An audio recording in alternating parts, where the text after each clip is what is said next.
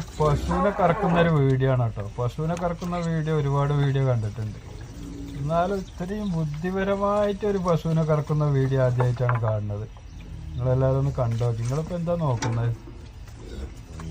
നിങ്ങളെവിടുക്കാ നോക്കുന്നത്?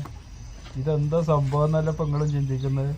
ഞാനും അതേമാതിരി തന്നെയാണ്. ഇതെന്താ സംഭവം എന്ന് ചിന്തിച്ചിങ്ങനെ പോവുകയാണ്. എന്തിനാണ് ഇപ്പോൾ ഇത് എന്നുള്ളത് ഇപ്പം നമുക്ക് മനസ്സിലാവും ലാസ്റ്റ് എന്തിനാന്നുള്ളത്.